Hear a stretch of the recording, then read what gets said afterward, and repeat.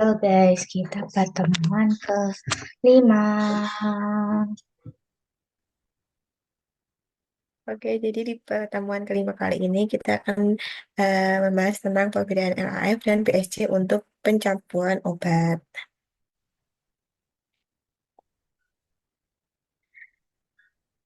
Nah, jadi di lab farmasi itu memerlukan kondisi steril yang terkontrol untuk mencegah kontaminasi pada proses pencampuran obat. Nah, dua peralatan utama yang digunakan untuk menciptakan lingkungan kerja yang steril itu ada LAF, Laminar Airflow, dan BSC, Biosafety Cabinet. Nah, kedua alat ini menggunakan teknologi filtrasi udara canggih untuk menciptakan lingkungan kerja yang aman, namun dengan prinsip operasi dan tingkat perlindungan yang berbeda. Selanjutnya, apa apa sih itu LAF? Nah, jadi LAF atau Laminar Airflow ini adalah meja kerja yang meja kerja steril yang dirancang khusus untuk menciptakan area kerja dengan kondisi aseptik melalui aliran udara laminar yaitu satu arah yang melewati filter HEPA.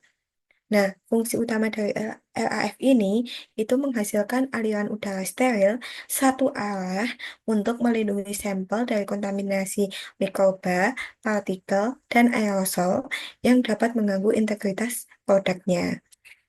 Nah, untuk aplikasi LAF ini itu digunakan untuk inokulasi dan penanaman kultur in vitro, pencampuran obat steril yang tidak berbahaya, dan proses lain yang memerlukan kondisi aseptik tanpa risiko kontaminasi silang. Nah, ini gambarnya hasil AI ya, tapi aslinya nggak kayak gini guys, LAF-nya. Nah, untuk yang kedua itu ada BSC, Biosafety Cabinet. Eh, Biosafety Cabinet ini adalah kabinet kerja tertutup dengan sistem ventilasi khusus yang menyediakan proteksi ganda, melindungi sampel, peneliti, dan lingkungan dari kontaminasi dan paparan bahan berbahaya. Nah, untuk sistem filtrasinya, ini memiliki sistem filtrasi udara kompleks dengan minimal dua filter HEPA. Kalau yang LAF tadi cuma satu HEPA-nya, kalau ini dua. Nah, yang menyaring udara masuk dan keluar dan menciptakan penghalang perlindungan multi level. Nah, untuk BSC ini aplikasinya adalah untuk menangani bahan berbahaya, mikroorganisme patogen, dan bahan farmasi yang memiliki risiko tingkat terhadap kesehatan operator dan lingkungannya. Biasanya ini lebih eh, eh, untuk obat kemoterapi atau sitostatik. Nah, untuk ilustrasi struktur LAF dan BSC, yang pertama tuh ada LAF, itu filter HEPA-nya tunggal di bagian atas. Terus struktur LAF yang kedua, aliran udara vertikal dari atas ke bawah. Terus area kerjanya terbuka di bagian depan, depan petugasnya langsung, depan operator, sama tidak memiliki sistem pembuangan khusus. Nah, kalau yang BSC ini filter HEPA-nya ganda, ada yang masuk dan keluar. Terus aliran udara kompleks dengan sistem sirkulasi. Terus area kerjanya ini tertutup dengan bukaan terbatas. Sama memiliki sistem pembuangan udara khusus. Jadi yang BSC ini udara yang dikeluarkan itu sudah bersih gitu loh. Ya, Nah, perbedaan perbedaan utama LAF dan BSC dalam pencampuran obat. Yang pertama itu ada perbedaan arah aliran udara. Yang pertama kita bahas LAF dulu. Nah, kalau di LAF ini udara diambil dari ruangan, kemudian disaring melalui filter HEPA tadi yang terletak di bagian atas kabinet. Nah, setelah disaring, udara steril ini akan mengalir secara vertikal dari atas ke bawah. Terus aliran udara ini bersifat laminar, yaitu satu arah tanpa turbulensi. Terus yang ketiga, udara keluar melalui bagian depan atau meja kerja. Jadi yang kan ini petugasnya, terus ini ada eh, kayak pintunya kan. Nah, itu melalui situ. Sama tidak ada sistem sirkulasi udara. Terus yang kedua ada BSC. BSC pada sistem BSC ini sistem aliran udaranya lebih kompleks. Yang pertama, udara kotor masuk dari depan melalui intake grill. Terus yang kedua, sebagian udara itu disaring dan disirkulasikan kembali ke area kerja. Terus yang ketiga, sebagian lagi dibuang keluar setelah melalui filter HEPA kedua. Yang keempat, menciptakan air air cotton yang mencegah kontaminan keluar. Terus selanjutnya ada diagram aliran udara LAF versus BSC. Nah, kalau aliran LAF ini udara mengalir dari atas ke bawah secara vertikal dan menciptakan zona steril di meja kerja tanpa turbulensi yang bisa membawa kontaminan. Kalau BSC ini menciptakan barrier proteksi dengan menghisap udara dari luar, menyaringnya dan membuang udara berbahaya setelah disaring ulang. Jadi kalau yang BSC ini aliran udaranya seperti yang dikatakan tadi itu yang dikeluarkan sudah bersih gitu. Nah, untuk perbedaan utamanya, LAF ini memiliki aliran udara satu arah, namanya lamina itu artinya satu arah. Terus, sementara PSG ini memiliki sistem aliran yang kompleks dengan zona tekanan negatif untuk menangkap kontaminan. Karena yang PSG ini punya dua HEPA, yang LAF ini cuma punya satu HEPA. Selanjutnya ada proteksi sampel dan penggunanya. Untuk proteksi LAF, itu hanya melindungi sampel dari kontaminasi lingkungan. Terus yang kedua, tidak melindungi operator dari paparan bahan berbahaya. Terus yang ketiga itu tidak melindungi lingkungan dari kontaminan. Sama yang keempat, fokus pada sterilitas produk yang sedang diproses. Nah, kalau yang PSC sendiri itu em, melindungi sampel dari kontaminasi lingkungan, melindungi operator dari paparan bahan berbahaya, melindungi lingkungan dari kontaminasi melalui sistem filtrasi HEPA tadi, sama menyediakan perlindungan menyeluruh untuk semua pihak. Nah, perbedaan tingkat proteksi ini sangat penting dalam penentuan alat yang tepat untuk pencampuran obat tertentu, terutama yang melibatkan bahan berbahaya. Makanya kalau dalam dispensing sediaan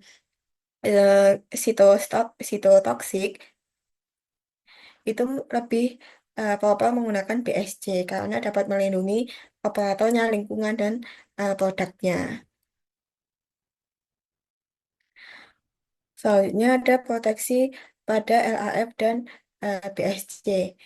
Zona proteksi LAF itu hanya area kerja yang terlindungi dengan aliran udara yang bergerak dari area bersih ke area yang kurang bersih. Operator dan lingkungan itu tidak dilindungi dari paparan bahan yang dimanipulasinya. Terus untuk zona proteksi BSC, ini sistem perlindungannya berlapis, menciptakan tiga zonasi proteksi. Yang pertama, sampel terlindungi dari kontaminasi, operator terlindungi dari paparan, dan lingkungan terlindung dari kontaminasi yang mungkin dihasilkan. Seperti udaranya tadi kan disaring pakai dua filter HEPA, jadi udara yang dikeluarkan sudah bersih.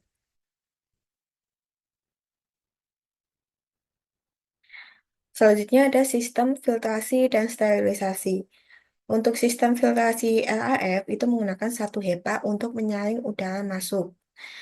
Terus, filter HEPA-nya ini menangkap 99,97% partikel berukuran 0,3 mikron. Sama tidak ada filtrasi untuk udara yang keluar dari area kerja dan desain sederhana dengan perawatan yang lebih mudah. Kalau untuk sistem filtrasi BSC, ini menggunakan minimal dua filter HEPA. Filter pertama itu untuk udara yang masuk ke area kerja, terus filter kedua untuk udara yang keluar dari kabinet. Sama sistem yang lebih kompleks dengan efisiensi filtrasi lebih tinggi. Dan beberapa model itu dilengkapi dengan filter karbon aktif tambahan. Nah, jadi perbedaan sistem filtrasi ini mempengaruhi jenis bahan yang dapat ditangani dengan aman di masing-masing alatnya. Filter HEPA dan pada LAF dan BSC. Nah, kalau filter HEPA di LAF itu filternya tunggal terletak di bagian atas kabinet. Cuma ada satu, terus menyaring udara sebelum dialirkan ke area kerja, sama efisiensi tinggi untuk melindungi sampel, tetapi tidak ada filtrasi untuk udara keluarnya. Nah, kalau yang di BSC itu sistemnya dua filter, menyaring udara masuk dan keluar. Filter yang pertama itu untuk melindungi sampel, dan yang kedua itu untuk melindungi lingkungan dari kontaminasi serta menciptakan sistem perlindungan yang komprehensif. Selanjutnya ada implikasi perbedaan untuk pencampuran obat. Jadi kapan sih kita menggunakan LAF? Nah, jadi LAF ini digunakan untuk yang pertama pencampuran obat yang non berbahaya. Karena LAF ini ideal untuk pencampuran obat yang tidak menimbulkan risiko bagi operator seperti lautan infus standar, terus sediaan TPN tanpa komponen berbahaya dan lautan antibiotik non sitotoksik. Terus dapat digunakan juga yang kedua itu untuk kultur mikrobiologi. Itu sangat sesuai untuk proses inokulasi dan penanaman kultur yang memerlukan kondisi steril tetapi tidak melibatkan patogen berbahaya yang dapat menginfeksi operator, menginfeksi petugasnya maupun lingkungannya. Terus yang ketiga itu dapat digunakan pada preparasi steril rutin. Jadi cocok untuk preparasi sediaan steril rutin seperti pencampuran lautan garam fisiologis, lautan buffer, dan media kultur yang membutuhkan kondisi aseptik. Nah, untuk ke selanjutnya, tadi kan udah LAF, jadi ini BSC. Kapan sih kita menggunakan BSC? Nah, BSC ini digunakan untuk yang pertama obat berbahaya. BSC ini wajib digunakan untuk pencampuran obat sitotoksik, kemoterapi, dan obat berbahaya lainnya yang dapat menyebabkan iritasi, sensi- sensitisasi, atau atau efek karsinogenik pada operator.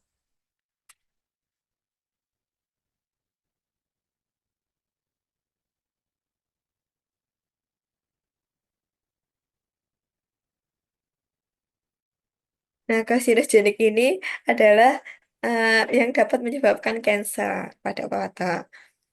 Terus yang kedua itu digunakan untuk patogen yang berbahaya. Jadi diperlukan saat bekerja dengan mikroorganisme patogen atau sampel biologis yang berpotensi menular untuk mencegah paparan yang dapat membahayakan petugas laboratorium tersebut. Terus yang ketiga itu digunakan untuk bahan yang volatil. Itu lebih aman untuk penanganan bahan yang mudah menguap atau menghasilkan aerosol berbahaya karena BSC ini dapat mencegah penyebaran kontaminan ke udara ruangan. Nah, ini untuk contoh penggunaan LAF dan BSC di lab. Kalau LAF itu untuk preparasi lawatan intravena non-toksik, pencampuran nutrisi parenteral dasar atau TPN, terus formulasi sediaan steril mata, penanaman sel untuk kultur jaringan non-patogen, dan pembuatan media mikrobiologi steril. Nah, untuk BSC sendiri itu contoh penggunaannya bisa untuk pencampuran obat kemoterapi, preparasi vaksin dengan virus hidup, penanganan sampel darah yang berpotensi infeksius, terus formulasi obat dengan bahan aktif yang sangat poten, sama preparasi antibiotik berbahaya seperti vancomycin.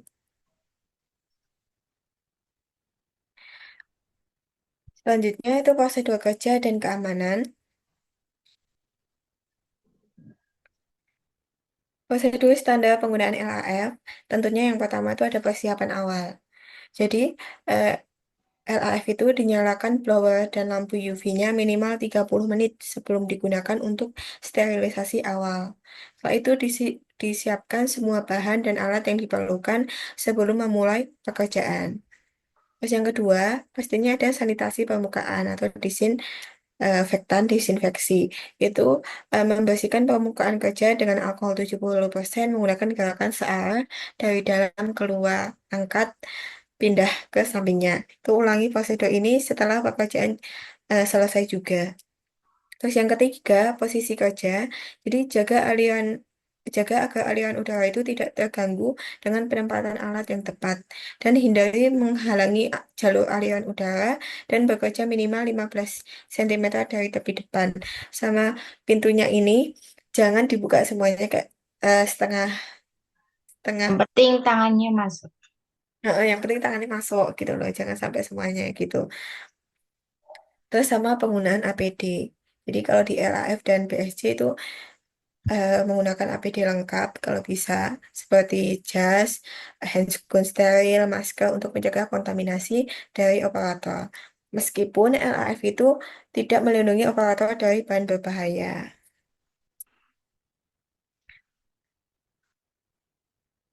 Terus, yang selanjutnya ada prosedur standar penggunaan BSC. Sama, yang pertama ada persiapan kabinet. Kalau yang LAF itu dinyalakan 30 menit sebelum digunakan. Kalau yang BSC ini blowernya minimal 15 menit sebelum digunakan.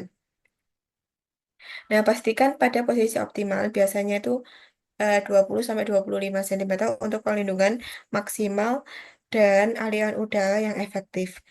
Pastikan SASH ya apa ya? Ya, tahu. SAS. SASH pada BSC. Oh, jendela gesernya itu loh. Namanya SAS.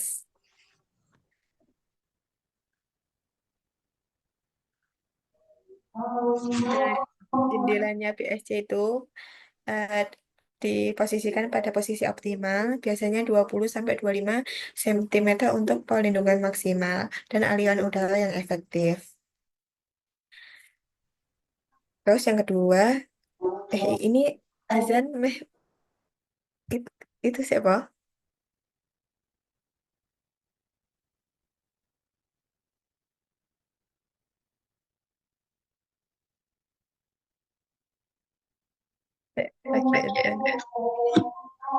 Lagi. Lagi.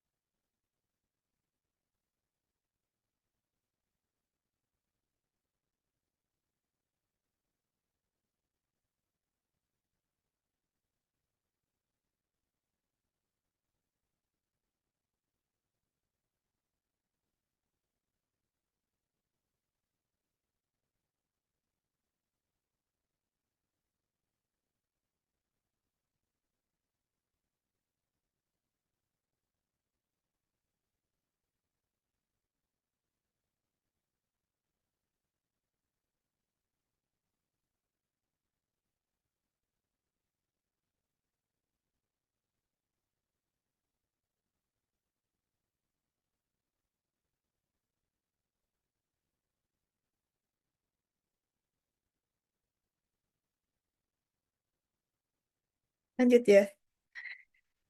Wes, selesai Bang.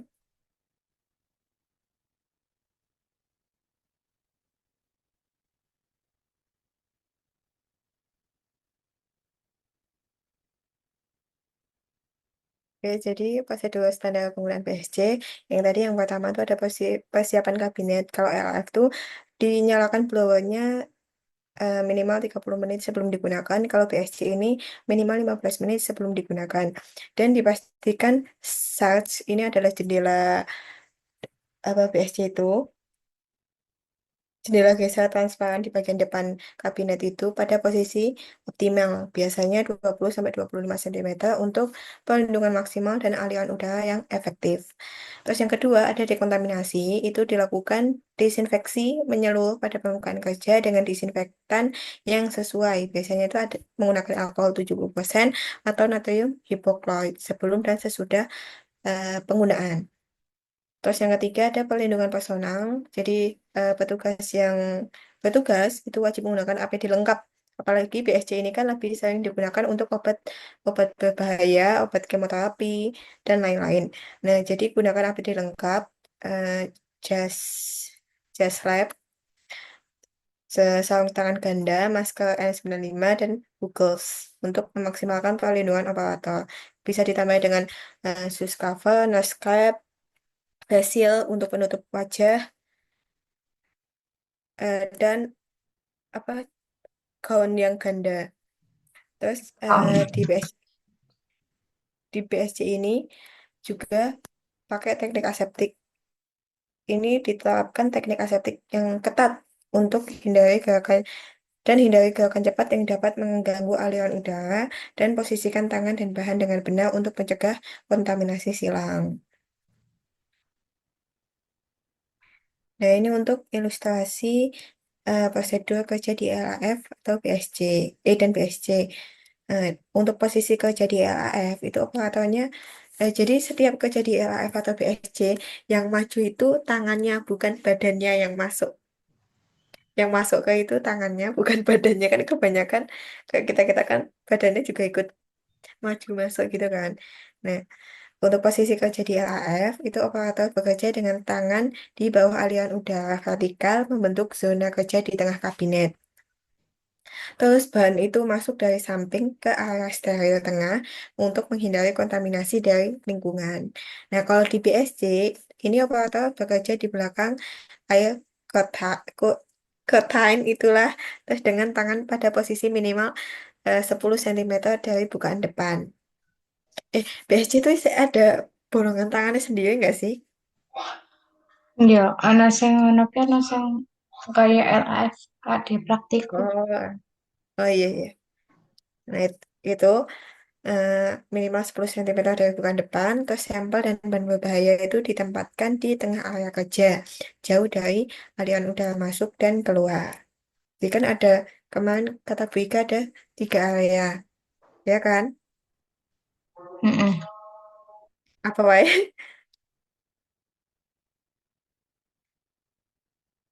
Aku kemarin kayaknya nyata tapi gimana ya?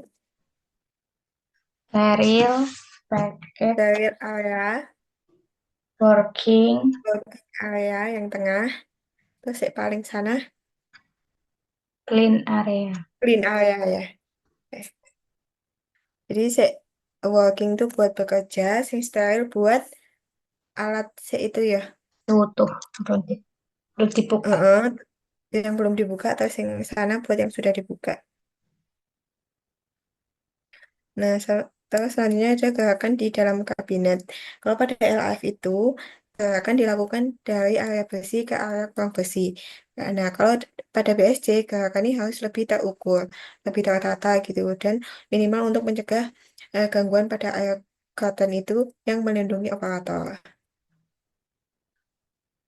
Nah, untuk proses pencampuran obat di LAF dan BSC sendiri, proses penyerapan obat ini memiliki langkah-langkah teknis yang berbeda ketika dilakukan di LAF dan BSC. Nah, perbedaan ini mencerminkan karakteristik unik dan tingkat perlindungan yang disediakan oleh masing-masing alat tersebut.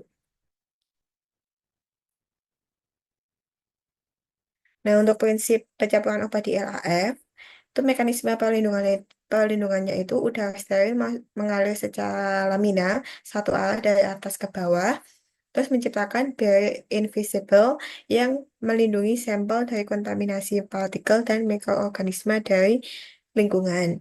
Nah, untuk aplikasi idealnya itu untuk campuran sediaan parenteral berbahaya, terus formulasi TPN, nutrisi parenteral dasar, preparasi lautan optalmik steril, tetes mata, sama rekonstitusi obat antibiotik non hazard. Nah, kalau di BSC itu mekanisme perlindungannya ganda karena ada dua filter HEPA. Aliran udara dan filtrasi ganda tidak hanya melindungi sampel, tapi juga melindungi petugasnya sama lingkungan dari bahan berbahaya melalui sistem containment biologis.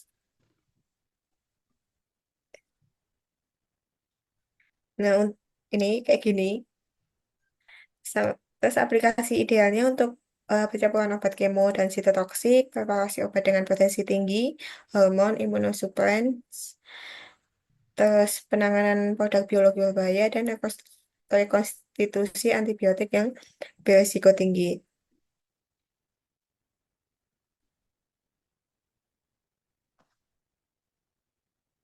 Nah, untuk ilustrasi proses dan pencampuran obat di LAF dan BSC, untuk teknik aseptik di LAF, itu pergerakan bahan dan alat dari area steril ke area kurang steril dengan fokus utama pada pencegahan kontaminasi produk. Sama proses pencampuran itu dilakukan di tengah area kerja, working area, tepat di bawah aliran udara vertikal untuk memaksimalkan sterilitas. Kalau di BSC, itu kombinasi teknik aseptik dengan prosedur keamanan untuk mencegah tumpahan 10 menit lagi. Tumpahan dan paparan. Itu menggunakan closed system transfer device CSTD untuk obat berbahaya, penanganan limbah terkontrol, dan dekontaminasi menyeluruh setelah penggunaan. Nah, perbedaan pendekatan ini menjaminkan fungsi dasar dari masing-masing peralatan. LAF ini lebih fokus pada sterilitas produk, kalau BSC ini menyeimbangkan sterilitas dengan keamanan operator dan lingkungannya. Berarti Jadi lebih lebih, aman PSG daripada LAF. betul.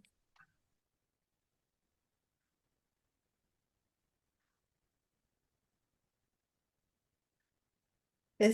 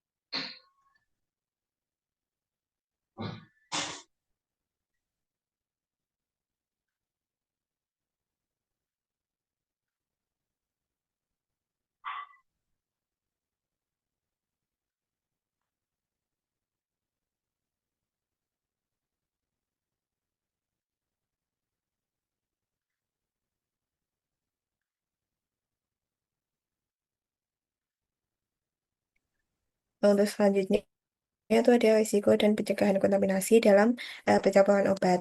Nah, pencampuran obat ini menghadirkan berbagai risiko kontaminasi yang dapat mempengaruhi kualitas, keamanan, dan efektivitas produk akhir. Nah, pemahaman tentang risiko ini dan cara pencegahannya ini sangat penting dalam eh, proses pencampuran obat.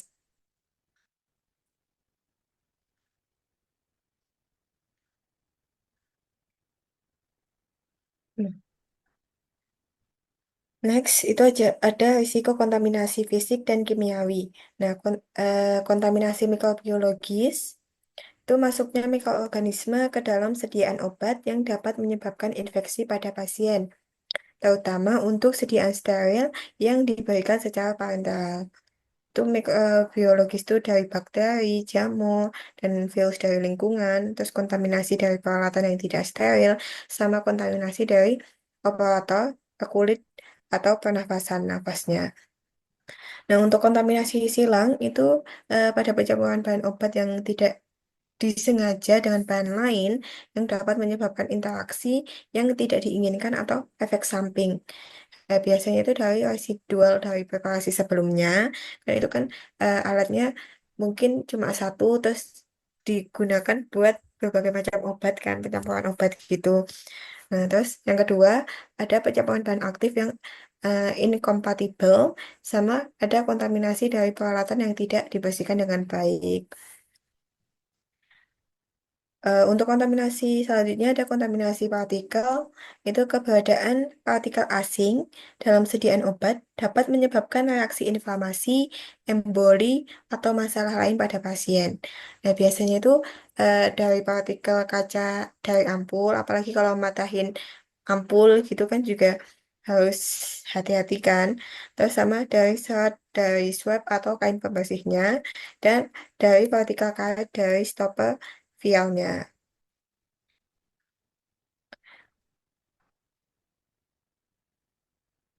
Jadi selanjutnya itu ada pencegahan dengan penggunaan alat yang tepat. Yang pertama itu identifikasi risiko. Jadi analisis sifat bahan yang akan dicampur untuk menentukan tingkat bahaya dan risiko kontaminasi. Jadi petugas itu harus mengetahui sifat bahan yang pada saat pencampuran itu.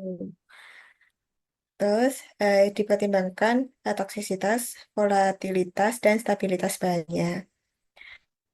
Nah, petugas juga harus tepat dalam pemilihan alatnya. Pilih LAF itu untuk bahan non berbahaya yang memerlukan sterilitas tinggi, sama BSC itu untuk bahan berbahaya yang memerlukan perlindungan bagi operator dan lingkungannya juga.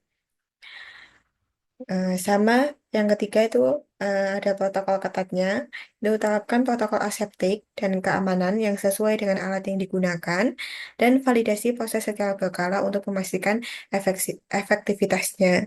Jadi tiap berapa mungkin ada waktunya ya, beberapa bulan sekali atau beberapa minggu sekali itu alat-alat itu kayak dikalibrasi gitu.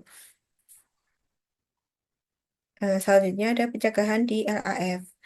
Pencegahan di LAF ini yang pertama adalah validasi aliran udara dan efisiensi filter HEPA secara berkala. Terus pembersihan menyeluruh sebelum dan sesudah penggunaan. Terus teknik aseptik ketat untuk mencegah kontaminasi sampel. Yang di BSC juga sama, pemeriksaan sistem filtrasi ganda secara rutin, terus menggunakan closed system transfer device untuk bahan berbahaya, sama pengelolaan limbah yang tepat dan dekontaminasi menyeluruh. Dan pembersihan menyeluruh sebelum dan sesudah penggunaan juga di setiap alat. Contoh visual untuk kontaminasi dan pencegahannya, itu yang pertama ada kontaminasi mikroba itu kayak gini, di cawan petoinya. Itu kontaminasi bakteri pada sampel obat yang terlihat pada cawan petri setelah diinkubasi. Nah, untuk pencegahannya itu melalui teknik aseptik ketat dan penggunaan LAF atau BSC yang tervalidasi. Nah, untuk visual kontaminasi yang kedua itu ada kontaminasi partikulat. Jadi partikel asing yang terlihat di bawah mikroskop dalam sediaan injeksi. Jadi dilihat di bawah mikroskop. Nah, untuk pencegahannya itu melalui filtrasi akhir dan teknik penanganan yang tepat pada proses pencampuran. Untuk visual kontaminasi yang ketiga itu ada inkompatibilitas kimia. Ini adalah presipitasi yang terjadi akibat pencampuran bahan yang tidak kompatibel. Dan pencegahannya itu melalui pengetahuan tentang kompatibilitas obat dan protokol pencampuran yang tepat. Jadi, jadi itu enggak semua bahan itu ketika dicampur itu langsung tercampur itu enggak. Jadi kan setiap bahan itu ada sifat bahannya masing-masing. Ini untuk studi kasus untuk pencapaian obat steril di LAF. Kasusnya itu ada preparasi vaksin non hidup. Jadi di rumah sakit itu perlu menyiapkan 100 dosis vaksin non hidup untuk program imunisasi. Nah, vaksin ini datang dalam bentuk liofilisasi. Liofilisasi apa ya? Liofilisasi.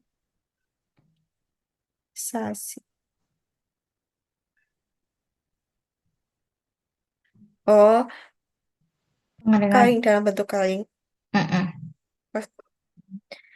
yang memerlukan rekonstitusi dengan pelaut steril sebelum eh, administrasi. Nah, untuk analisis risiko dari kasus vaksin non hidup ini, vaksin itu kan tidak mengandung organisme hidup, terus tidak berisiko bagi operator jika terkena paparan. Sama risiko utamanya adalah kontaminasi yang mengurangi efektivitas vaksinnya. Nah, untuk solusinya berarti dalam proses rekonstitusinya itu harus menggunakan LAF. Kenapa menggunakan LAF? Karena vaksin itu tidak mengandung bahan berbahaya gitu. Ini kan sudah dianalisis di risikonya tidak mengandung organisme hidup, sama tidak berisiko bagi operator, dan risiko utamanya itu cuma mengurangi efektivitas vaksin. Enggak cuma, ding. Itulah mengurangi efektivitas vaksinnya. Jadi proses pencampurannya itu di LAF dengan sanitasi menyeluruh. Terus rekonstitusi vaksinnya menggunakan teknik aseptik ketat. Terus transfer ke syring individualnya dengan filter needle. Sama pelebelan dan pengemasan dalam wadahnya steril. Nah, hasil dari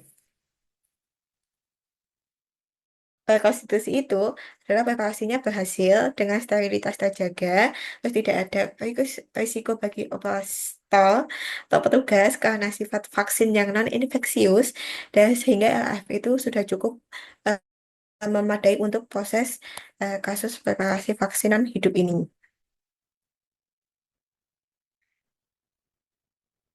Untuk yang selanjutnya ada pencampuran obat berbahaya di BSC. Nah, untuk kasusnya adalah preparasi kemoterapi cisplatin. Nah, cisplatin ini adalah eh, obat kemoterapi untuk penyakit kanker. Nah, jadi di Departemen Onkologi membutuhkan preparasi dosis individual cisplatin untuk 15 pasien kanker. Cisplatin itu merupakan agen sitotoksik kuat yang dapat menyebabkan kerusakan DNA pada sel dan berisiko tinggi bagi operatornya. Jadi analisis resikonya, ini kan cisplatin itu bahan obat untuk pasien kanker, berarti kan sangat berbahaya karena efek karsinogeniknya untuk yang menyebabkan kanker. Nah, risiko tinggi bagi operator jika terjadi paparan, sama potensi kontaminasi lingkungan jika tidak ditangani dengan benar. Solusinya, maka dalam penyampuran obat kemo ini menggunakan alat BSC. Untuk proses pencampurannya, persiapan BSC dengan validasi aliran udara, menggunakan APD lengkap, termasuk gaun kedap cairan, terus preparasi dengan closed system transfer device, sama pengelolaan limbah kemoterapi khusus dan dekontaminasi menyeluruh setelah selesai. Karena ini obat cancer, jadi petugas yang bertugas itu juga harus yang sudah terlatih atau mendapat pelatihan khusus dan profesional. Hasilnya itu preparasi berhasil tanpa insiden paparan, BSC memastikan perlindungan bagi operator lingkungan dari bahan sito, serta menjaga sterilitas produknya. Jadi untuk kesimpulannya, fungsi dasar LAF dan BSC ini sama-sama berfungsi untuk menciptakan lingkungan yang steril, tapi dengan tingkat perlindungan yang berbeda. LAF ini lebih fokus pada perlindungan produknya, kalau BSC ini perlindungan menyeluruh produk, operator, sama lingkungan. Terus untuk aplikasi optimalnya, kalau pemilihan antara LAF dan BSC ini harus didasarkan pada analisis risiko komprehensif yang mempertimbangkan sifat bahan yang digunakan dan potensi bahaya terhadap operatornya. Terus ada sistem filtrasi. Ini perbedaan utama atau letak pada sistem filtrasinya. Kalau LAF itu menggunakan satu HEPA, kalau BSC menggunakan sistem filtrasi ganda atau dua HEPA yang lebih kompleks untuk penyaring udara masuk dan keluar. Selanjutnya ada tingkat proteksi. Untuk LAF lebih melindungi produk dari kontaminasi. Kalau BSC itu melindungi produk, operator, dan lingkungan. Dan ini menjadikan pilihan yang lebih aman untuk bahan berbahaya. Untuk rekomendasi praktisnya, kalau di instalasi farmasi itu sebaiknya memilih kedua jenis peralatan untuk mengakomodasi berbagai kebutuhan pencampuran obat dan protokol yang jelas harus dikembangkan untuk menentukan kapan menggunakan RAF, kapan menggunakan BSC berdasarkan kategori risiko bahan yang ditangani. Hai, kita tonton video. Bentar.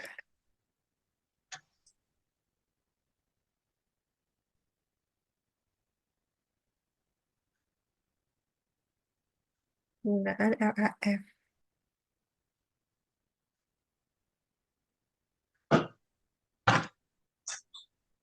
Dapat tombol kopi.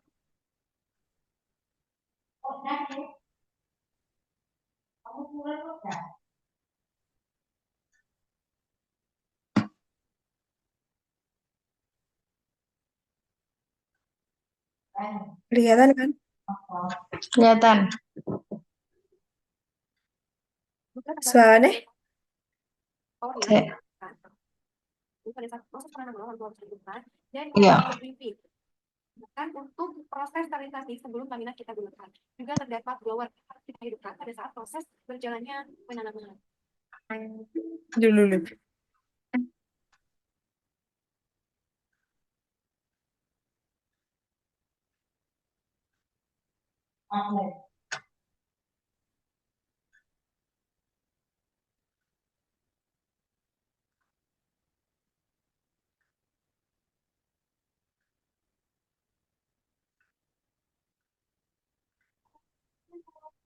Jaringanku. Di video kali ini kita akan berkenalan dengan laminar airflow. Ini AF-nya. Salah satu alat yang wajib dimiliki di dalam lab ukur jaringan adalah laminar airflow. Atau bisa juga kita menggunakan MCAS. Sebelum kita lanjut ke videonya, jangan lupa like, comment, share, dan subscribe. Jangan lupa di-subscribe ya, untuk mendukung channel ini untuk terus berkembang. Dan kita juga semangat dalam menonton video berikutnya. Baik teman-teman, laminar airflow merupakan tempat atau meja yang steril untuk melakukan kegiatan penanaman atau imitasi. Nah, alat ini digunakan dalam pekerjaan persiapan bahan tanam, kemudian penanaman, dan pemindahan tanaman ke botol lainnya yang disebut dengan subkultur. Kemudian, kerjaannya dilakukan dengan cara aseptik. Info ini memiliki penutup kaca ini yang bisa kita buka pada saat proses penanaman dan bisa kita tutup pada saat proses sterilisasi laminar sebelum digunakan. Juga dan ini adalah tombol off. Kemudian ini adalah lampu pada saat proses penanaman, lampu harus dihidupkan. Dan ini adalah lampu UV. Lampu UV ini digunakan untuk proses sterilisasi sebelum laminat kita gunakan. Juga terdapat blower yang harus kita hidupkan pada saat proses berjalannya penanaman. Dan ini adalah meja.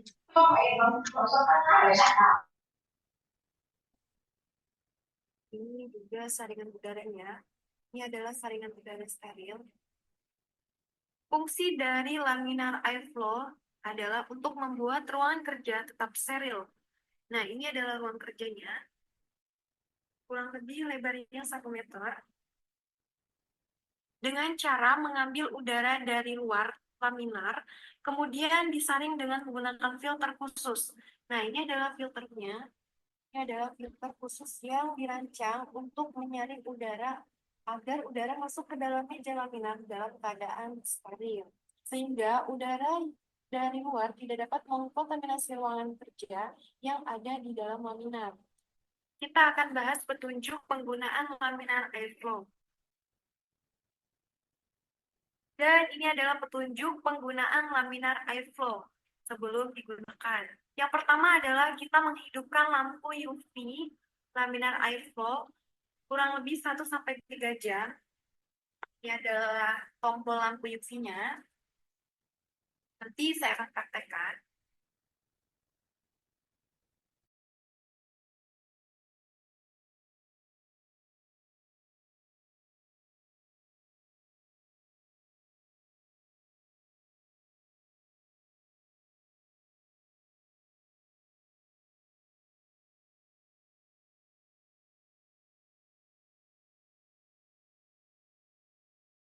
Setelah siap untuk digunakan karena telah dihidupkan lampu UV selama 1 sampai 3 jam, kemudian hidupkan blower selama 30 menit, dan dibersihkan menggunakan alkohol meja kerjanya dengan menggunakan alkohol 70% dan dilap menggunakan tisu, baru peralatan dan alat yang akan kita gunakan bisa dimasukkan ke dalam laminar yang sebelumnya telah disemprotkan dengan menggunakan alkohol. Ini adalah perintah. Ngelag ya. Oke, lanjut. Setelah semua bahan dan alat siap, semprotkan alkohol 7% pada tangan dan pastikan telah menggunakan jas lab, masker, dan sarung tangan. Nah, ini adalah siap untuk digunakan. Nah, ini adalah kita telah siap untuk melakukan penanaman atau subkultur. Setelah bahan dan alat siap di dalam laminar, baru kita melakukan penanaman baru kita memerlukan penanaman. Nah, sebelum dilakukannya penanaman, tangan kita harus disemprotkan alkohol 70% terlebih dahulu. Kemudian pada saat proses penanaman, blower harus kita hidupkan. Jadi setelah lampu UV dihidupkan, kemudian blower kita hidupkan, selanjutnya yaitu menyemprot alkohol 70% pada sekitar meja laminar secara merata dan beberapa kali, kemudian dibilas menggunakan tisu. Setelah itu bisa menghidupkan lampu kusen yang berisi alkohol 90% atau bisa juga diisi dengan menggunakan spiritus. Kemudian bakar terlebih dahulu alat tanam dan mulai menanam dengan berhati-hati. Selesai, rapikan dan bersihkan laminar airflow kembali dengan menggunakan alkohol 70%. Jadi setelah laminar airflow ini kita gunakan, nanti kita harus membersihkannya kembali dengan menggunakan alkohol 70%, yaitu dengan cara disemprotkan dan dilap dengan menggunakan tisu. Satu arah. Oke, kita langsung praktek. Laminar airflow ini telah kita hidupkan lampu UV-nya. Jadi yang pertama kita tekan tombol power. Kemudian setelah menekan tombol power, bisa menghidupkan lampu UV. Nah, ini adalah lampu UV-nya. Seperti itu. Ini karena sudah dihidupkan. Kemudian setelah itu bisa menghidupkan lampu laminar. Nah, ini. Nah, terdapat satu lampu laminar dan satu lampu UV. Setelah itu bisa kita hidupkan blower. Nah, untuk blowernya harus kita maksimalkan.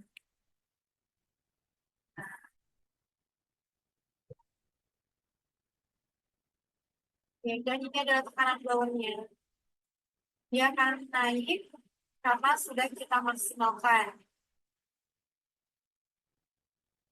Dihidupkan terlebih dahulu blowernya kurang lebih 30 menit. Nah, setelah 30 menit, nanti baru kita bisa menyemprotkan meja laminar dengan menggunakan alkohol 70%. Ya, seperti ini. Merata ke seluruh bagian meja, kemudian dinding.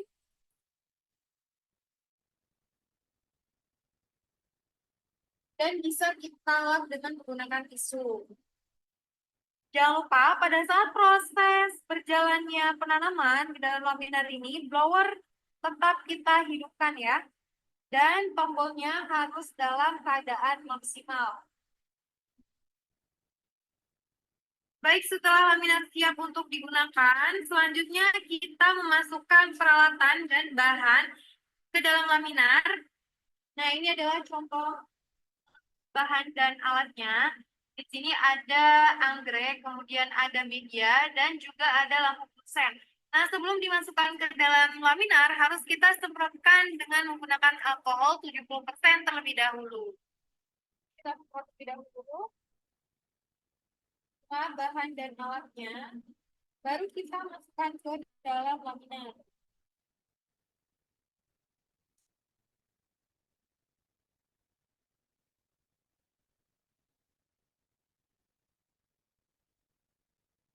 Setelah alat dan bahan ada, kemudian kita akan lanjut dengan penanaman. Kita hidupkan terlebih dahulu lampu bunsennya. Kita akan hidupkan lampu bunsen.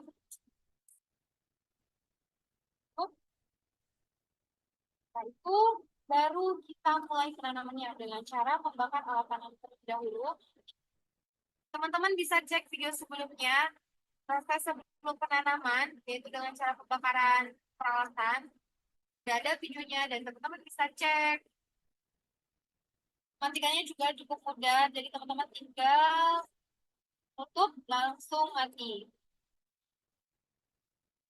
Baik teman-teman, setelah bahan dan peralatan siap di dalam laminar, pastikan terlebih dahulu sebelum kita menanam, kita menggunakan jas lab. APD, APD. Sudah saja ini sudah selesai ditanam. Kemudian alat dan bahan tanamnya itu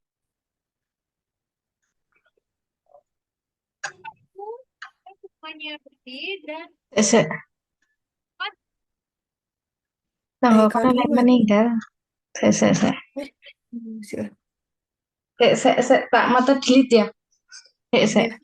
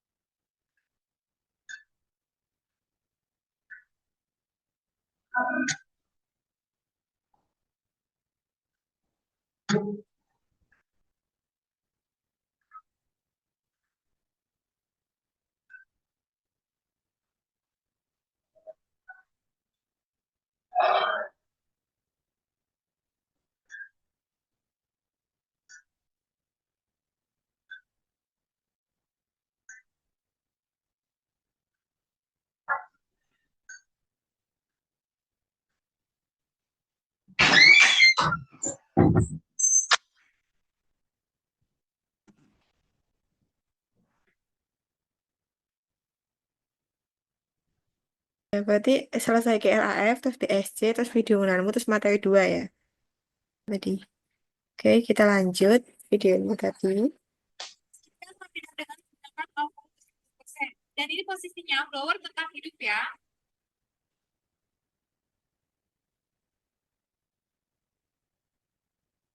Jadi dari awal sampai akhir tuh blower tetap hidup. Dengan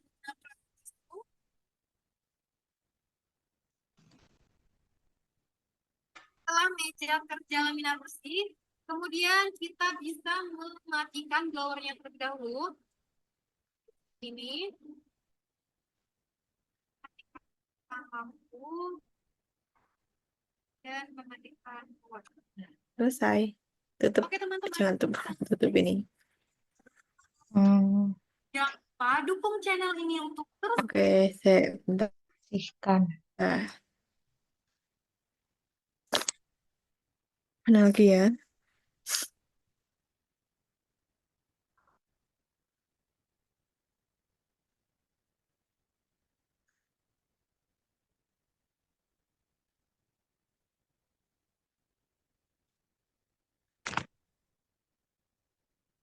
Yang kedua ini ada yang penggunaan BSC. Coba Ya. kita lihat.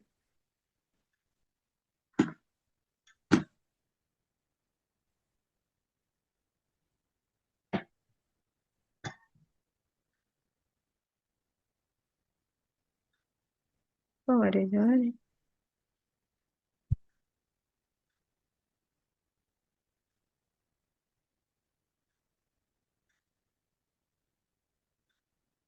Biological Safety Cabinet, BSC F1500 3X.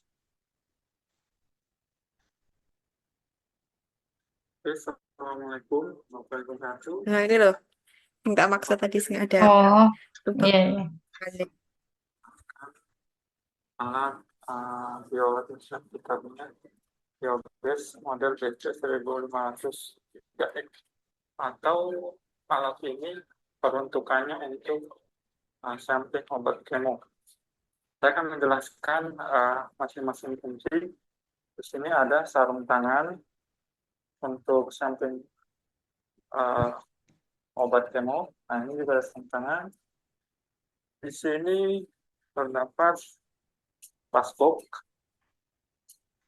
Nah, ini passbook ini interlock. Nah, di sini terdapat lampu inti. Nah, ini keran pembuangan untuk pembersihan area dalam.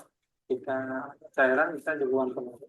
Oh, Dan di sini ada colokan di belakang, memang tidak terlihat. Dan terdapat satu buah remote untuk mengatur setting lampu UV. Dan ini adanya LCD display. Nah, untuk area atas adalah sumber, yang di sini adalah sumber udara masuk yang nantinya setelah pemakaian 6 bulan sekali harus dicuci dan dibersihkan. Nah, langkah awal apa aja yang harus kita lakukan untuk memakai alat ini? Pertama, kita power utama, kita hidupkan power. Nah, di sini ada namanya power kontak LCD display-nya, di sini ada power on.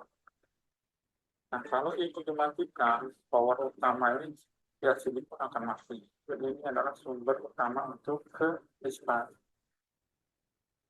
Nah, yang dilakukan sebelum memakai ini, alat ini adalah kita hidupkan lampu UV. Lampu UV ini ada satu, dan sebelum kita pakai harus sterilisasi selama 30 menit. Nah, caranya untuk mengatur 30 menit dengan remote. Pertama, install remote. Nah, posisi 0 pertama ini kita isi dengan waktu. Misalkan saya contohkan 1 menit. Terusnya 1 menit, berpindahnya tekan confirm, confirm, confirm. Sekali lagi, dan oke adalah kontak power. Nah, nanti 1 menit ini akan hitung mundur dan lampu UV akan mati otomatis. Ditandai dengan bunyinya alarm saat lampu UV akan mati. Nah, di sini lampu UV sudah mati dan LCD display mati. Kita kembali. Dan kemudian kita hidupkan lampu penerangan. Nah, lampu penerangan ini adalah fungsinya untuk kita samping kerja di dalam, juga luar terang. Nah, di sini terdapat indikasi magnetic atau pressure tekanan udaranya. Jadi udara itu harus ke kiri karena pressure tekanan negatif 100 sampai 200, maksimal 300. Dan jika nanti arahnya ke kanan berarti ada kebocoran. Baik, kita hidupkan lampu blower, kita hidupkan blower untuk proses selanjutnya. Nah, kita lihat indikasi tekanan magnetiknya akan naik ke sebelah kiri. Nah, ditandai sarung tangan akan besar atau bertekanan. Hmm, Nah, prinsip kerjanya ini ada udara dari Ini atas cuma masuk, lubang aja. nanti akan Ya. Dan kita turun tetap ke bawah ke area apa samping, pakai handscoon yang dan kita kemudian dari area ternyata ada sampingnya akan handscoon masuk ke lagi. lubang-lubang yang besar, Tapi kalau kayak akan turun ke kameranya bawah, lewat belakang, nanti udara akan terbuang ke atas, sudah tersaring di filter WC kelas 3 ini. Nah, filter di sini memakai ULPA. ULPA itu adalah 0,1 mikron penyaringannya. Jadi si sampling ini masuknya ke lewat sini obatnya, nanti ditransport lewat sini. Setelah ini kita tutup, ngambilnya dari dalam itu, dari dalam yang posisi terbuka itu.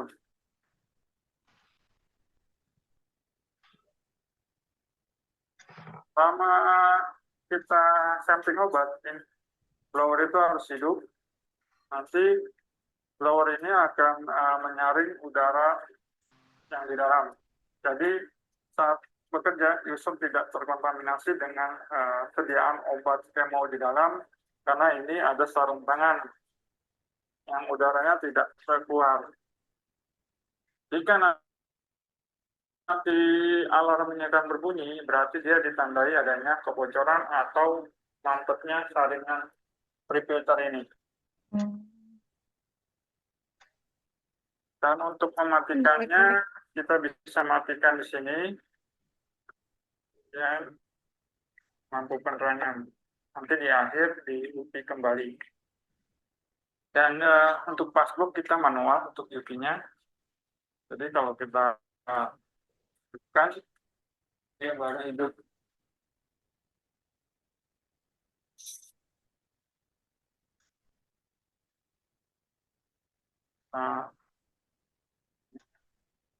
Kan? Dan di sini terdapat tukeran nanti untuk pembersihan area dalam, dan di sini bisa untuk pengeluaran langsung. Nah, fungsi remote ini sama. Ini ada power. selang itu enggak ngelarke apa ya? Nah, Apa-apa? Keran itu tinggal ngelarke apa? Iku loh, apa kayak misal ada tumpahan limbah cair gitu, Oh. nanti keluar lewat situ gitu pas awal tadi bilang. ada lampu. Ini ada soket. Jadi dia kalau yang ini nggak berfungsi, yang ini nggak berfungsi, updown tidak berfungsi. Dan di sini kita juga ada namanya prepare untuk pengerjaan. Kalau kita mau hidupkan lampu atau blower, kita tekan sub, kita kasih lampu, kontrol,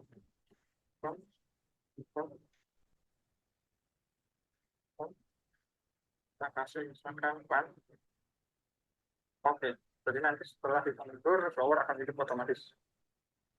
Sampai waktu 1 menit itu mundur, baru dia hidup blower.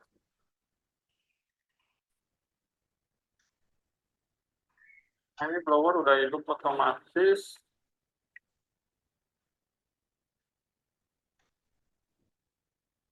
Di sini saya akan menjelaskan juga fungsi dari interlock passbook. Jadi kalau passbook ini dibuka, di dalam tidak bisa terbuka, dan di dalam pun sama. Jika kita mau membuka di dalam, ini harus tertutup, jadi di dalam baru bisa dibuka. Tapi ada satu fungsi di mana kita membuka dua-duanya, ini harus ditekan ke dalam, baru bisa terbuka dua-duanya. Jadi ini kita tekan di dalam, baru dibuka. Tapi jika itu sih harganya aja ya. Jadi Video tadi yang BSC kelas 3. untuk perawatannya, nanti untuk perawatan harian dibersihkan area dalam dengan alkohol 70%, dan setiap 3 bulan atau 6 bulan sekali area ini harus diganti filternya atau dicuci untuk menghindari penyumbatan kotoran debu. Jadi biasanya debu akan numpuk di sini berwarna hitam jika tidak pernah dibersihkan. Oke, sekian dan terima kasih. Wassalamualaikum warahmatullahi wabarakatuh. Ada lagi satu. Bentar.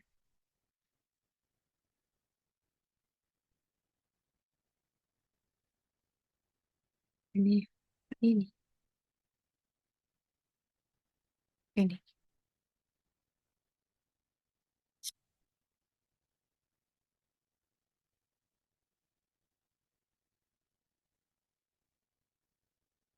Laminar Terakhir. airflow cabinet and biosafety cabinet appear to be one and the same, Sampai but there are many differences between these two ada cabinets. subtype.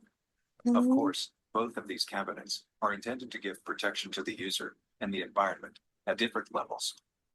Let us understand the main function, differences, and types of these two cabinets.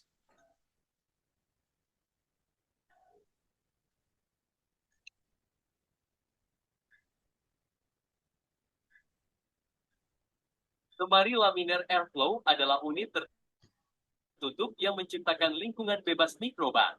Lingkungan bebas mikroba ini diciptakan oleh filter udara partikulat efisiensi tinggi yang dikenal sebagai HEPA filter.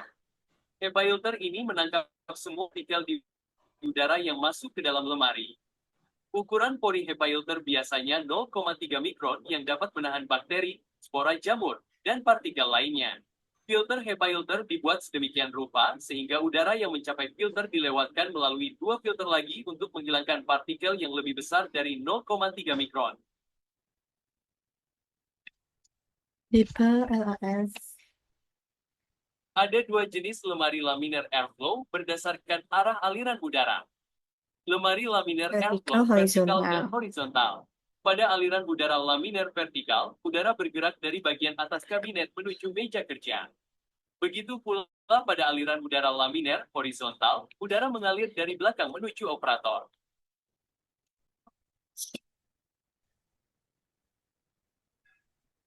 Udara dari lingkungan sekitar ditarik oleh blower dan dilepaskan ke area kerja melalui tumpukan filter dari meja kerja. Sebagian besar udara digerakkan menuju wajah operator dan kemudian kembali ke lingkungan. Kabinet aliran udara laminar menyediakan aliran udara searah dengan kecepatan dan tekanan tetap. Tekanan di dalam kabinet tidak memungkinkan udara luar masuk ke dalam kabinet. Beberapa unit aliran udara laminar dilengkapi dengan lampu UV untuk mensterilkan permukaan interior dan komponen sebelum operasi. Kabinet aliran udara laminar digunakan untuk kultur organisme non-infeksius karena tidak memberikan perlindungan bagi operator.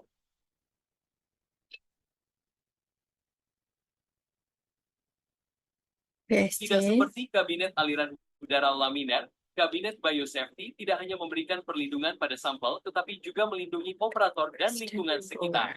Berdasarkan tingkat perlindungan, kabinet biosafety diklasifikasikan menjadi 3 kelas.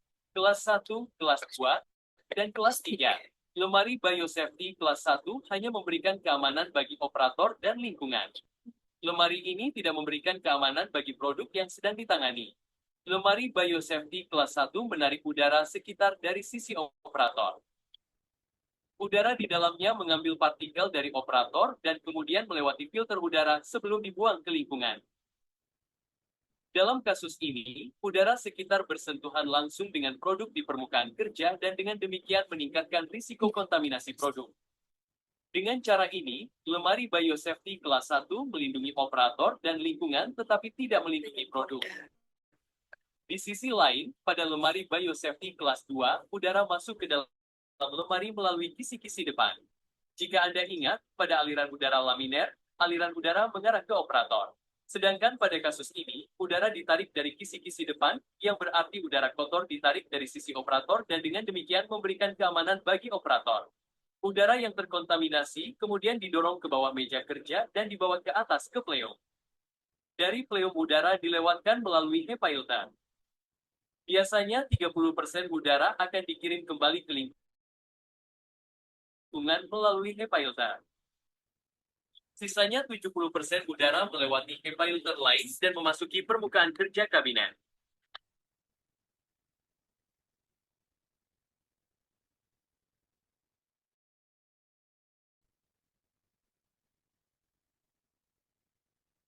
Kabinet Biosafety kelas 2 menyediakan hal-hal berikut. Bukaan depan dengan aliran udara masuk yang berkelanjutan. Aliran udara vertikal dan searah yang disaring heap pada permukaan kerja dan udara yang disaring heap ke area sekitarnya. Bergantung pada sistem pembuangan, kecepatan aliran udara dan laju aliran udara. Kabinet Biosafety kelas 2 selanjutnya diklasifikasikan sebagai tipe A1, A2, tipe B1, dan B2. Lihat tabel ini untuk mengetahui perbedaan tipe-tipe ini satu sama lain.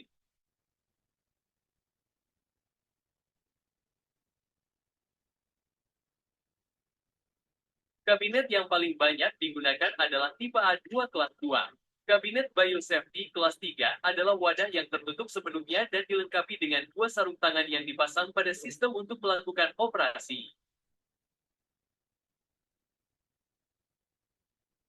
Oleh karena itu, kabinet ini juga disebut sebagai kotak sarung tangan. What sih? Aliran masuk dan keluar udara terjadi melalui HEPA filter. Lemari ini juga dilengkapi dengan lemari transfer yang memungkinkan sterilisasi material sebelum meninggalkan kotak sarung tangan. Udara buangan diolah dengan HEPA filter ganda atau HEPA filter tunggal yang diikuti dengan pembakaran. Lemari Biosafety kelas 3 memberikan perlindungan lengkap terhadap lingkungan operator dan produk. Oleh karena itu, kelas 3 cocok untuk semua organisme dengan tingkat biosafety. Saya harap video ini telah memberikan Anda semua informasi tentang lemari aliran udara laminer dan lemari biosafety. Sampai jumpa di video berikutnya. Oke, selesai.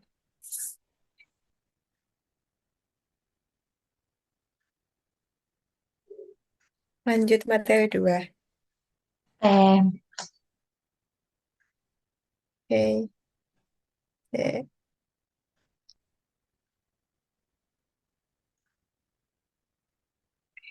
Gimana ya? Oke.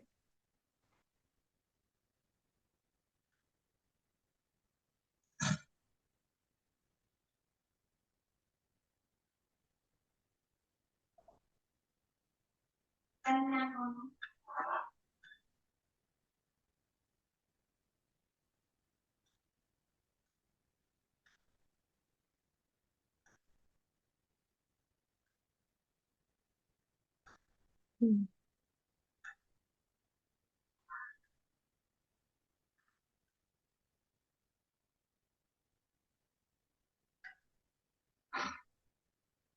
Oke, so full. Soalnya buka Slack. Oh. Oke.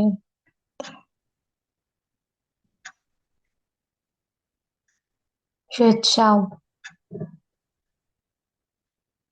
Oh iya ya. Aduh.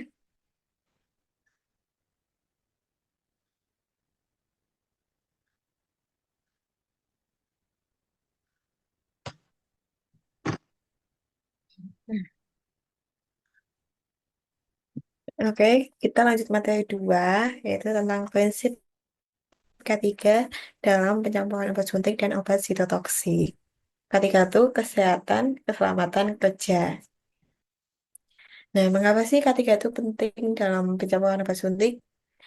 Nah, tentunya ketiga ini penting karena eh, yang pertama untuk perlindungan petugas. Jadi ketiga ini melindungi tenaga kesehatan dari paparan zat berbahaya yang dapat menyebabkan gangguan kesehatan jangka pendek dan panjang. Terus yang kedua juga penting bagi keamanan pasien. Jadi penerapan ketiga ini yang tepat itu mencegah kesalahan pencampuran yang dapat membahayakan keselamatan pasien. Dan yang ketiga itu adalah penting untuk kualitas pelayanannya. Jadi ketika itu menjamin standar kualitas tertinggi dalam penyediaan dan pemberian obat, serta meningkatkan efektivitas pengobatan. Jadi menerapkan prinsip ketiga ini bukan hanya sekedar kepatuhan terhadap regulasi atau peraturan pemerintah, tetapi juga merupakan komitmen terhadap keselamatan dan kesejahteraan semua pihak yang terlibat. Oke, yang kedua itu ada risiko tinggi dalam penyembuhan obat suntik. Nah, jadi ada beberapa risikonya. Yang pertama adalah bahaya toksisitas. Karena obat sitotoksik itu dirancang untuk membunuh sel kanker, tetapi juga sangat beracun bagi sel normal.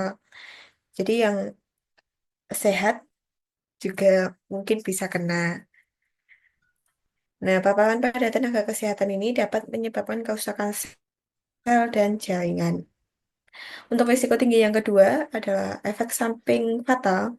Itu kesalahan dalam pencampuran konsentrasi atau kompatibilitas obat itu dapat menyebabkan reaksi yang mengancam jiwa pada pasien yang menerimanya.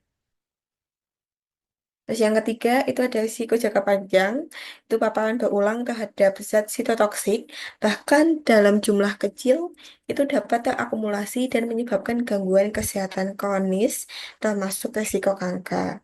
Nah, beberapa penelitian itu menunjukkan bahwa tenaga kesehatan yang terpapar obat sitotoksik berisiko mengalami gangguan kesuburan, keguguran spontan, kelainan kongenital, dan berbagai jenis kanker jika tidak menerapkan protokol K3 ini dengan benar. Kongenital.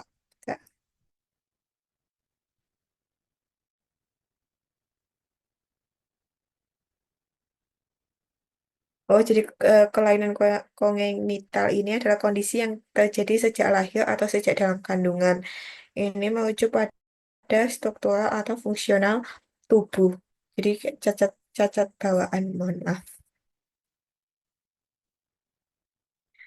Nah, jadi penting pakai APD dalam penanganan obat sitotoksik. Penggunaan APD yang lengkap dan tepat itu merupakan garis pertahanan utama bagi tenaga kesehatan saat menyiapkan obat sitotoksik.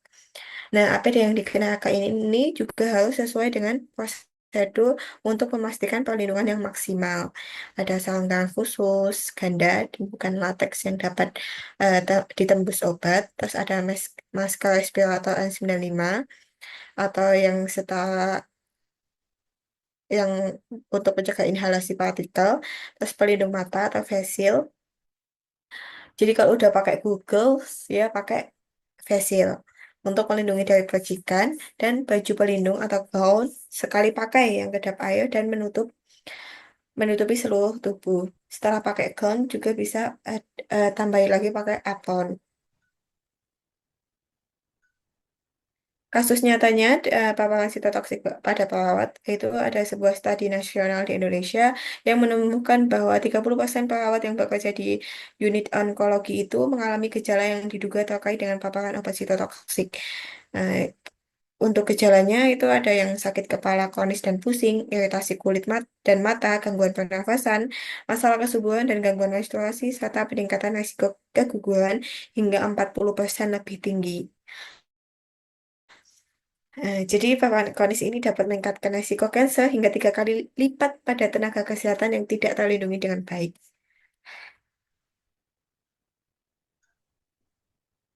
Sangat berbahaya ya.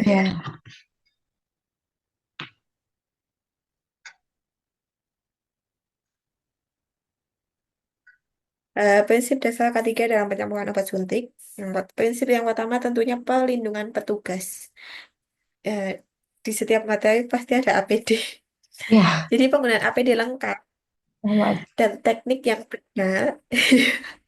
Jadi penggunaan APD lengkap dan teknik yang benar untuk meminimalkan paparan langsung terhadap obat berbahaya. Terus prinsip yang kedua itu perlindungan produknya, teknik aseptik untuk mencegah kontaminasi produk dan menjamin sterilitas obat suntik. Dan yang ketiga itu perlindungan bagi lingkungan. Jadi diutamakan petugas, produk, dan lingkungan. Untuk lingkungan ini pengelolaan limbah dan tumpahan obat untuk mencegah kontaminasi lingkungan kerja dan sekitarnya. Jadi ketiga prinsip tersebut ini harus ditetapkan secara bersamaan dan konsisten untuk memastikan keselamatan maksimal bagi semua pihak yang terlibat dalam proses pencampuran obat tersebut. Nah, untuk standar keselamatan kerja di farmasi dan klinik, untuk persyaratan ruangannya, tentunya menggunakan area khusus dengan akses terbatas, sistem ventilasi dengan tekanan negatif, dan minimal 12 pertukaran udara per jam, menggunakan BSC minimal kelas 2 tipe B2, bebas dari arus lalu lintas personel. Dan untuk persyaratan pelatihannya, Itu pelatihan tingkat 3 khusus obat sitotoksik, sertifikasi teknik aseptik, pengetahuan detail tentang SOP, kemampuan penanganan tumpahan, dan simulasi keadaan darurat. Untuk persyaratan pelatihan ini eh, berlaku untuk petugasnya. Nah, jadi standar ini harus dipenuhi sebelum fasilitas kesehatan diizinkan melakukan pencampuran obat sitotoksik. Evaluasi kepatuhan terhadap standar ini perlu dilakukan secara berkala minimal setiap 6 bulan. Teknik aseptik non-touch. Yang pertama, identifikasi komponen krisis. Jadi, kenali bagian yang steril tidak boleh tersentuh, seperti ujung jarum, permukaan dalam sprit, dan bagian dalam vial yang setelah dibuka. Terus yang kedua, penggunaan teknik non-touch. Itu hindari kontak langsung dengan komponen krisis dan gunakan instrumen steril tambahan jika diperlukan untuk memanipulasi komponen krisis. Terus yang ketiga, ada perlindungan komponen krisis. Jadi, jaga area kerja tetap steril dan bebas dari kontaminasi. Dan posisikan tangan dan tubuh itu agar tidak berada di atas komponen krisis yang terbuka. Jadi, aseptic non-touch ini merupakan standar internasional yang dikembangkan untuk mengurangi risiko infeksi dan kontaminasi silang. Dan di Indonesia ini, teknik ini telah diadopsi dalam pedoman pencampuran obat suntik Kemenkes tahun 2019. Nah, langkah-langkah dalam aseptic non-touch ini dalam pencampuran obat suntik itu diperhatikan area-area krisis yang tidak boleh disentuh dan teknik yang tepat untuk mempertahankan sterilitas selama proses pencampuran. Kalau di steering itu kan yang deket tarikan itu kan nggak boleh disentuh, Ya, terus ya, jarumnya itu juga nggak boleh disentuh. Nah, kepatuhan terhadap prinsip-prinsip aseptik non-touch ini terbukti mengurangi risiko kontaminasi mikrobiologi hingga 87% dan paparan zat berbahaya hingga 60% bagi nakesnya. Dalam prosedur pencampuran obat suntik dan sitotoksik ini, ketelitian adalah kunci keselamatan. Jadi, prosedur pencampuran obat suntik, terutama obat sito, itu memerlukan ketelitian tinggi dan kepatuhan terhadap protokol yang ketat. Nah, setiap langkah harus dilakukan dengan tepat untuk memastikan keamanan produk dan perlindungan bagi petugasnya. Ini ada langkah rekonstitusi dan dilusi obat suntik. Yang pertama tentunya ada persiapan, itu siapkan vial, obat, dan diluent. Bersihkan stopper dengan alkohol 70%, terus disiapkan speed sesuai dengan volume yang dibutuhkan. Terus untuk menghindari apa ya kebocoran atau apa itu biar aman itu tarik udara dulu, tarik lunga untuk mengisi speed dengan udara sebanyak volume diluent yang akan ditambahkan ke vial obat. Terus disuntikan udara dan tarik diluennya, masukkan jarum itu ke vial, posisi buffer menghadap atas, terus eh, sudah di dalam itu buffernya menghadap bawah. Terus disuntikan udara sesuai, kemudian tarik volume diluent yang dibutuhkan dengan posisi jarumnya terendam. Terus yang keempat, rekonstitusi obat. Jadi suntikan diluent perlahan ke vial obat dengan menyentuh dinding vial. Bahu bahu dinding vial itu untuk menghindari pembentukan busa. Terus yang kelima ada homogenisasi, itu putar vial perlahan sampai obat terlarut dan jangan dikocok keras karena dapat merusak struktur molekul obat atau menimbulkan busa berlebih atau bisa dihomogenkan di atas meja data dengan membentuk angka 8. Nah, prosedur ini berlaku dilakukan dengan teknik aseptik ketat dan di bawah BSC untuk obat sitotoksik.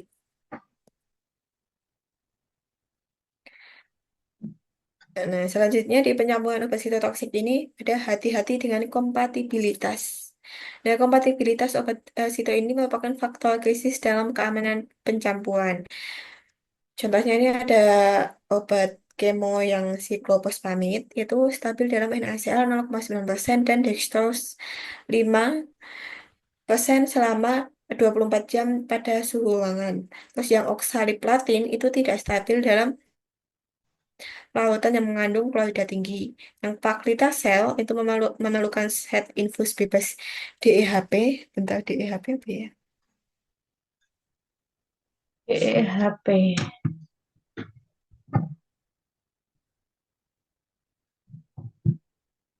Oh, itu Kimia. Salat.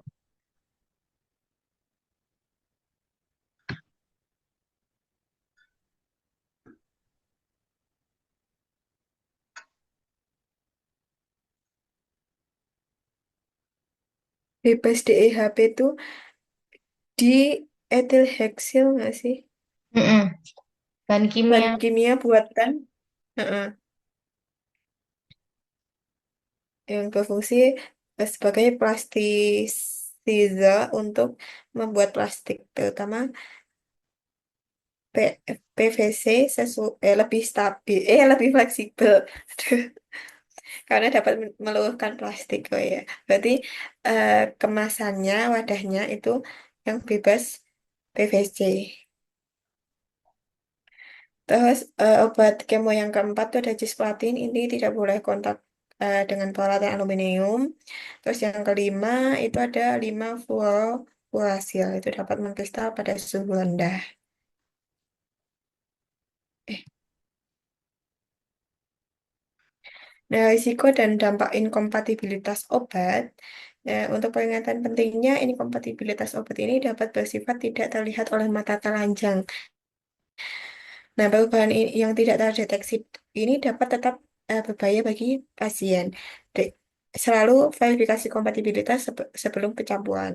Jadi, inkompatibilitas obat itu dapat terjadi karena berbagai faktor, seperti perbedaan pH, reaksi kimia antara komponen aktif, pengaruh pelaut, konsentrasi, suhu, dan cahaya. Nah, dampaknya itu bisa menurunkan efektivitas hingga pembentukan senyawa beracun yang mengancam jiwa pasien.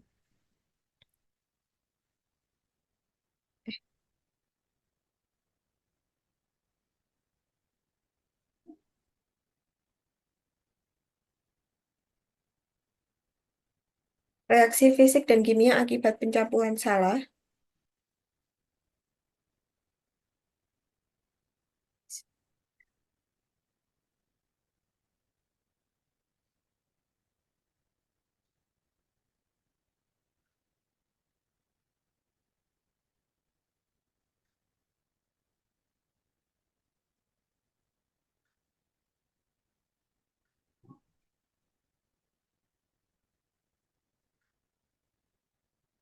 Yang pertama, reaksi fisik dan kimia akibat pencampuran salah. Yang pertama itu ada presipitasi, yaitu pembentukan endapan yang dapat menyumbat kateter dan menyebabkan embolis. Contohnya tuh pencampuran kalsium glukonat dengan fosfat. Terus yang kedua ada perubahan warna. Ini indikasi reaksi kimia yang merubah struktur obat. Dapat mengurangi potensi atau membentuk metabolit racun. Nah, kalau presipitasi endapan sama perubahan warna ini dapat dilihat dengan mata telanjang ya. Terus ketiga itu ada pembentukan gas, itu reaksi yang menghasilkan gas dapat meningkatkan tekanan dalam wadah tertutup dan menyebabkan kebocoran atau ledakan. Terus yang terakhir itu ada kekeruhan, itu tanda awal inkompatibilitas fisik yang dapat berlanjut menjadi presipitasi. Lautan keruh tidak boleh digunakan. Nah, reaksi inkompatibilitas ini dapat terjadi segera atau tertunda jika beberapa jam setelah pencampuran, hingga beberapa jam setelah pencampuran. Oleh karena itu, pengamatan secara berkala terhadap lautan obat ini sangat penting. 30 slide, guys. Nah, contoh inkompatibilitas obat,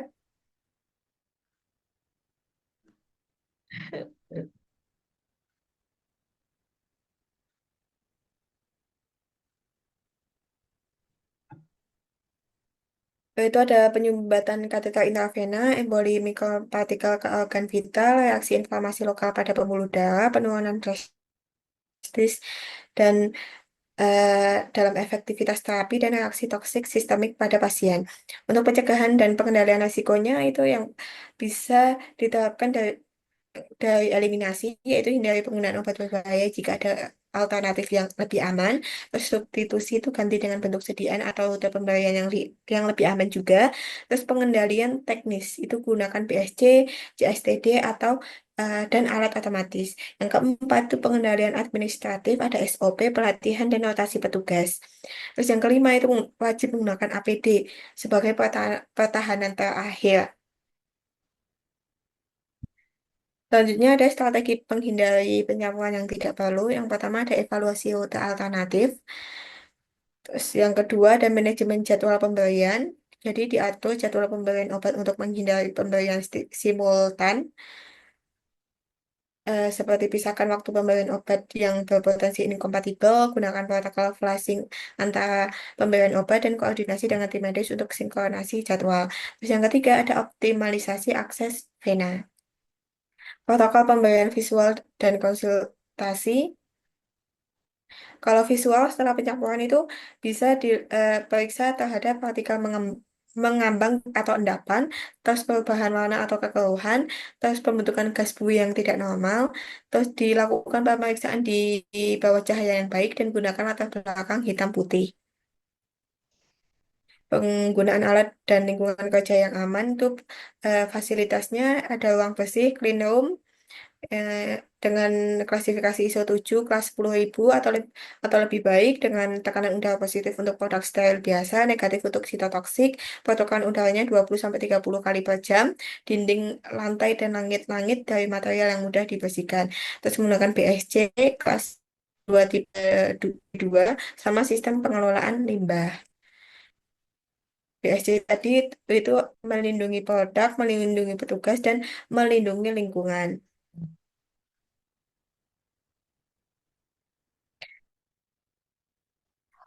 Ini ada pelatihan dan kompetensi tenaga kesehatan, kualifikasi dan pelatihan khususnya. Yang pertama ada pelatihan dasar, harus menyelesaikan pelatihan dasar sebelum diizinkan menangani obat sito, itu pengenalan obat berbahaya dan risiko kesehatan, prinsip ketiga penggunaan APD, teknik aseptis dasar dan pencegahan kontaminasi.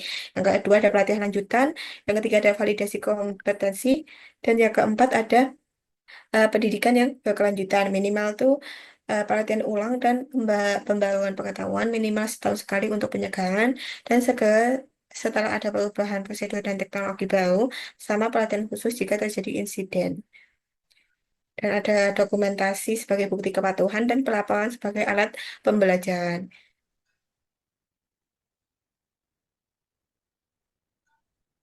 Untuk pentingnya dokumentasi tadi, ada elemen dokumentasi pencampuran, ada identitas pasien dan obat, nama, dosis rute, terus tanggal kadaluarsa komponen, waktu pencampuran dan stabilitas produk jadi, nama dan tanda petugas yang pencampur, nama petugas yang melakukan verifikasi independen, hasil pemeriksaan visual terhadap inkompatibilitas, dan kondisi penyimpanan dan waktu kadaluarsa setelah pencampuran. Nah, kegagalan pencampuran obat sitotoksik ada kasus di rumah sakit X 2022. Terus seorang pasien kanker mengalami reaksi anafilaksis berat setelah menerima kemoterapi kombinasi. Itu menemukan bahwa doxorubicin dan siklophosphamid itu dicampur dalam satu siring, terus petugasnya tidak mengonsultasikan apoteker sebelum pencampuran, sama tidak ada pemeriksaan visual yang memadai setelah pencampuran, dan dokumentasi pencampurannya itu tidak lengkap. Nah, ini kejadian ini menunjukkan pentingnya verifikasi kompatibilitas sebelum pencampuran, konsultasi wajib dengan apoteker untuk kemoterapi, terus pemeriksaan visual, sistem dokumentasi yang komprehensif, dan protokol penanganan reaksi darurat yang efektif.